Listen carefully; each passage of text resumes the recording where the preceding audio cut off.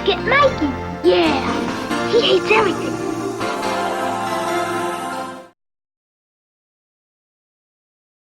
What's hard to understand is that they clapped. Hurricane Fran smashed into Raleigh, North Carolina in 2006. The storm had been expected to go more east of us through Goldsboro, but it came right over our house, doing huge damage to trees, power lines, and buildings. Next morning, 1 million people were without electricity for 2 weeks. Within a day, food in refrigerators and freezers started to rot in the 95-degree heat. But in towns to the east, there were plenty of supplies, including ice. Some entrepreneurs had the idea of renting refrigerator trucks, loading them with $1.50 a bag ice in Goldsboro, and driving to Raleigh, where the ice was scarce.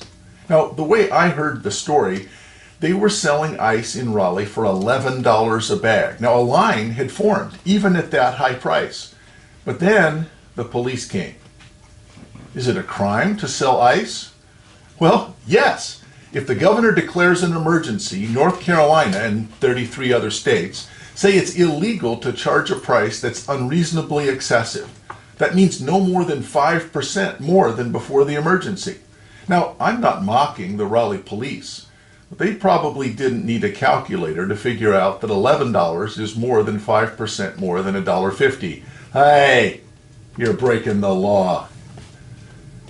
They arrested the ice sellers, impounded their trucks, and took the trucks to the police lot where all the ice melted.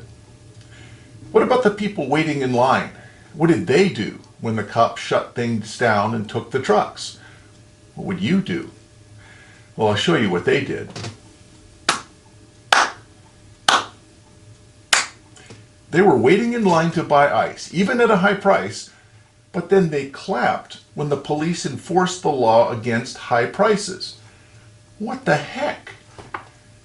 Now, they wanted the ice, they were willing to pay $11, but they also thought that that price was excessive. They were angry at being taken advantage of. Think of this. Imagine 2 people, both of them in Goldsboro, untouched by the hurricane. Person A is watching the news, sees that folks in Raleigh got hammered, and they have no power and no ice. Person A feels bad for about 10 seconds and then switches channels to see what's on ESPN. Person B watches that same news and decides to rent a truck, spend her own money on buying up a lot of ice, and then drives the ice to Raleigh. Who should be arrested? A, who does nothing, or B, who buys ice and takes it where it is needed? Problem is that B wants to sell the ice for a lot more than she paid for it. Now, is that evil? Is it really worse than doing nothing? Nobody who thinks A, who just switches channels, should be arrested. Why is it illegal to take ice where it is needed and sell it to people who are willing to pay for it? In fact, they're so eager that they're willing to stand in line. I wonder if people who favor anti-price gouging laws are missing an important point. It's true that there was not enough ice, but the law against high prices did nothing to increase the availability of ice. In fact, it makes the problem worse. If the problem is scarcity, outlawing high prices makes things worse, not better. Artificially low prices always result in empty shelves, because the first few people in the store buy up everything. There's an insightful old North Carolina joke about this problem. Guy walks into a store after a hurricane. He sees that water is $25 a case. Well, that's outrageous. Store up the road selling water for only $7 a case. Owner shrugs and says, okay, go buy water from them. Customer says, well, actually I can't. They don't have any. The owner responds, I tell you what, I'll make you a deal. As soon as I run out of water, I will mark my price down to $7 also, okay?